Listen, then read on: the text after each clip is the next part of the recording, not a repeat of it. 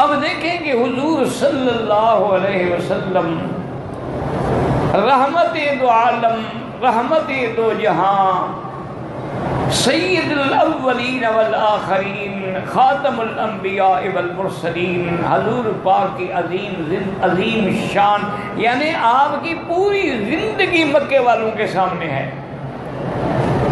حضور مکے میں پیدا ہوئے، آپ کی رضاعت جو ہے وہ بنو سعد میں ہے، پھر آپ کا بچپن مکے میں گزرا، آہستہ آہستہ جوانی مکے میں آئی، بنائے کعبہ میں حضور قریش کے ساتھ شریک ہو کے پتھر اٹھاتے رہے اور کعبہ بناتے رہے۔ حضور کی شادی مکے میں ہوئی اور سب سے پہلی خوش نصیب بی بی سیدہ خدیجہ الکبریٰ رضی اللہ تعالی عنہا تھی۔ ابو طالب آپ کے چچا نے خطبہ پڑھا اور نکاح ہوا۔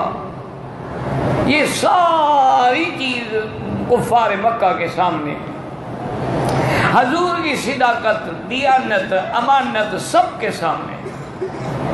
لیکن جب اللہ کے نبی نے توحید کی دعوت دی، سارے بگڑ گئے۔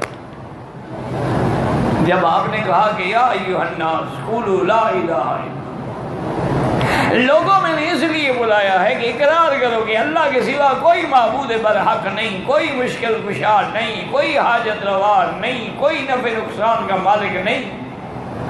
تو اتنے بگڑے کہ آپ کا چاچا ہے بدبخت ابی لہب جو ہے، کہنے لگا لہذا جماعتنا تبا لک سائر اليوم، تمہارے لیے ہلاکت اسی لیے بلایا تھا ہمیں۔ اللہ نے قرآن نازل کیا کہ تم نے تو ایک دفعہ کہا ہے نا قیامت تک قرآن پڑھا جائے گا کہ تبت یدا ابی لہب وتب، لیکن پھر بھی نہیں مانے، پھر بھی سمجھ نہیں آئے۔ ابی لہب نے غصے میں آ کے، ابی لہب کے دونوں بیٹے جو تھے نا، ان دونوں کے گھر میں حضور کی بیٹیاں تھیں، رخصتی نہیں ہوئی تھی، نکاح ہو گئے۔ اور اس زمانے میں کافروں سے نکاح کرنا جائز تھا، یہ بعد میں حکم آیا کہ کوئی مسلمان عورت کسی کافر سے نکاح نہیں کر سکتی، اور کوئی کافر کسی مسلمان عورت سے نکاح نہیں کر سکتا۔ یعنی قوم نے اتنی گستاخی کی، اتنی گستاخی کی کہ ابی لہب نے اپنے بیٹے سے کہا کہ جاؤ اور حضور کے منہ پہ کھڑے ہو کے طلاق بھی دو اور تھوک کے آؤ، نعوذ باللہ۔ اس بدبخت نے ایسا کیا،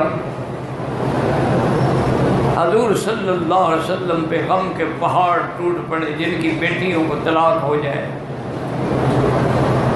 اور بیٹیاں بھی طاہرات، مطہرات، مومنات، مسلمات، قانتات، صائمات۔ کیونکہ آج کل کی فیشنیبل لڑکی کا تو کوئی مسئلہ نہیں ہے، طلاق ہو گئی چلو جی ذائقہ اور بدل لیں گے، وہ تو نبی کی بیٹیاں ہیں۔ حضور پاک نے غصے میں آ کے دعا کی کہ اللہم سلط علیہ قلبا من کلابک، یا اللہ اس بدبخت نے میری طرف تھوکا ہے، اس پر جنگل کے کتے کو مسلط کر۔ تجارت پہ شام جا رہے تھے، اس کو پتہ تھا کہ اللہ کے نبی نے بد دعا کی ہے اور حضور کی بد دعا لگے گی، تو اس نے ساتھیوں سے کہا کہ دیکھو ایسا کرو کہ سارا سامان تجارت جو ہے اس کو اکٹھا کر کے ایک مچان بنا تو میرا بستر اوپر لگا دو، تم سارے اس کے ارد گرد، کیونکہ مجھے ڈر ہے حضور نے بد دعا کی تھی میرے لیے، اور یہ جنگل بڑا خطرناک ہے، اس میں بڑے درندے ہیں۔ اس کو اوپر سلا دیا، قوم کے باقی لوگ چاروں طرف سو گئے۔ جب رات بالکل ڈھل گئی، نیند میں ڈوبے تو شیر نکلا جنگل سے،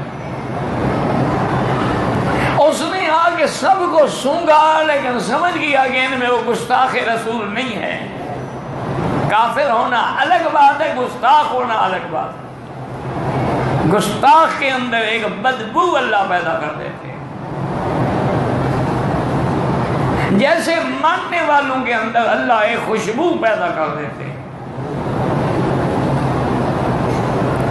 اب اس نے دیکھا اور تھوڑی دیر پیچھے گیا اور دوڑ کے آیا اور جمپ کیا اور سیدھا اونچان کے اوپر گیا تو بدبخت لیٹا ہوا تھا، جا کے ٹکڑے ٹکڑے کر دیا۔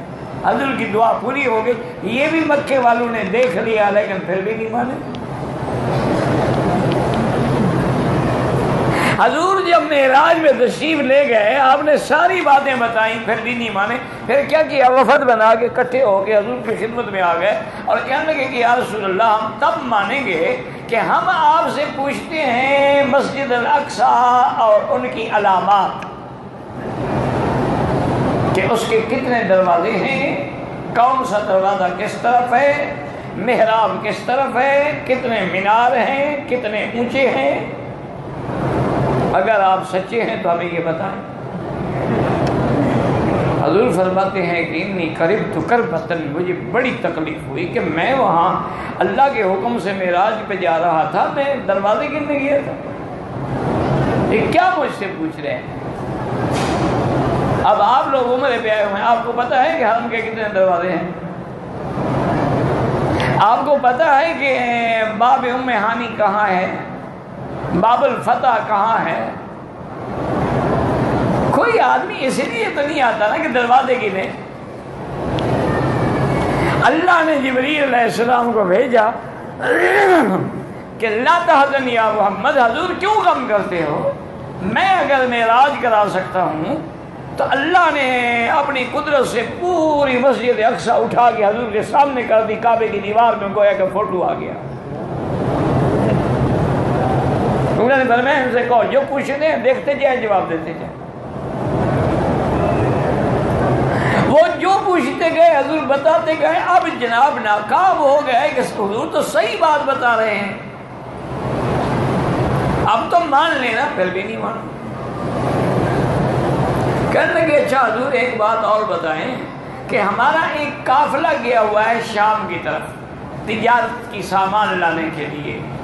اگر آپ اسی راستے سے آپ اصلاح میں گئے، تشریف لے گئے ہیں، تو کیا ہمارے اس قافلے کو دیکھا تھا کہ وہ کہاں ہے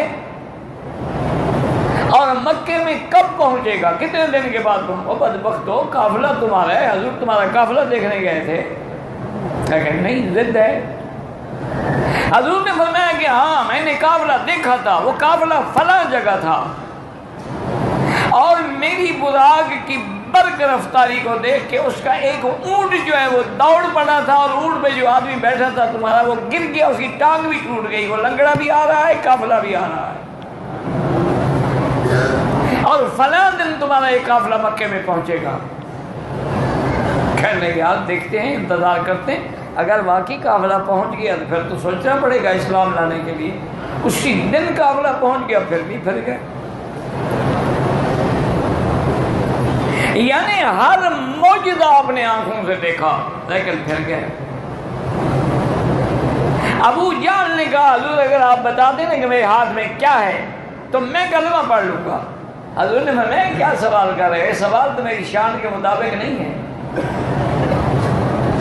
یہ تو بچے بھی کھیلتے ہیں کہ کتنا ہے، کیا ہے، شفا ہے، وتر ہے.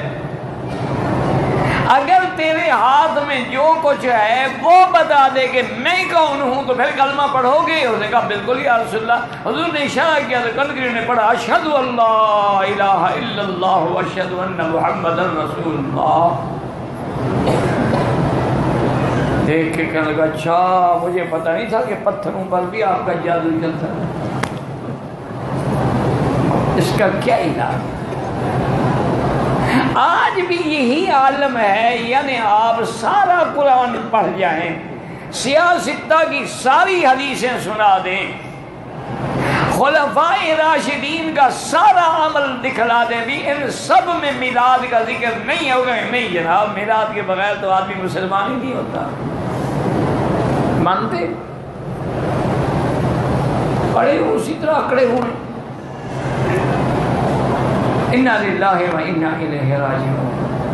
ان کو کہیں کہ بھائی ساری ہمارا ایمان ہے کہ جیسے حضور سے افضل کوئی نہیں، حضور کی قبر سے کائنات میں کوئی قبر شان والی نہیں.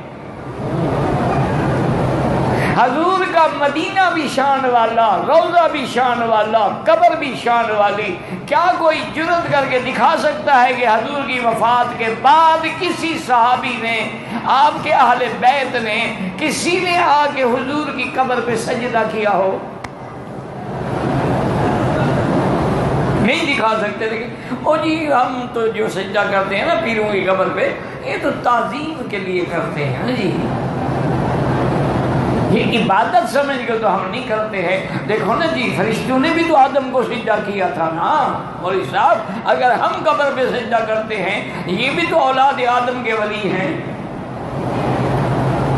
اتنا بھی نہیں سمجھتے بدبخت کہ آدم کو جو سجدہ ہوا تھا اللہ نے حکم دیا تھا یا فیضے فرشتوں نے سجدہ کیا تھا؟ اللہ نے حکم دیا قُلْنَا لِلْمَلَائِكَةِ اسْجُدُوا لِآدَمَ، اگر تمہیں بھی اللہ نے حکم دیا تو کرو، پھر کون ہے تمہیں روکنے والا؟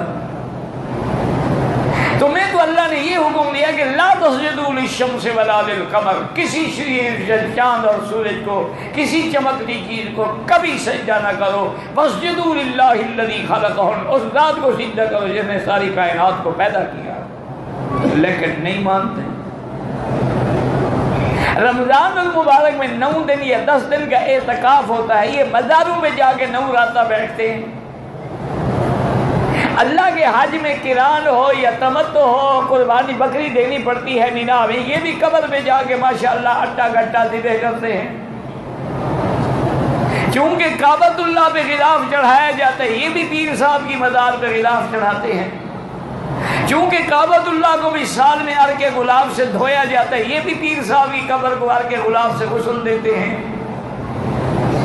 چونکہ کعبے کے دروازے پہ سونا لگا ہے اور پرنال مبارک بھی سونے، انہوں نے بھی پیروں کی مزار پہ سونا لگایا ہے۔ کوئی ایک بات ہے، یعنی انہوں نے تو شرک کی انتہا کر دی ہے، لیکن سوال ہی پہ قرآن سنا ہو تو کہیں گے جی وہابی ان کو کیا پتا ہے، اندر کی باتیں نہیں ہے نا، قرآن کا ایک ظاہر ہوتا ہے ایک باطن ہوتا ہے، ان کو تو ظاہر شریعت کا پتہ ہے، باطن کا پتہ تو ہمارے بزرگوں کو ہے، ہمارے پیروں کو ہے۔ انا للہ و انا الیہ راجعون ولا نقول الا لا حول ولا قوة الا باللہ العلی العظیم۔ دعا کریں اللہ ہدایت دے، بس میں تو ہمیشہ دعا کرتا ہوں، سچی بات ہے کہ اللہ یہ بیچارے بھی تیرے نبی کی محبت میں آ کے غلب میں پڑ گئے ہیں اور راستہ سنت والا چھوڑ کے بدعت کا اختیار کر لیا ہے، ان کو ہدایت عطا فرما، ہدایت عطا فرما دے اور صراط مستقیم پر ان کو چلا دے۔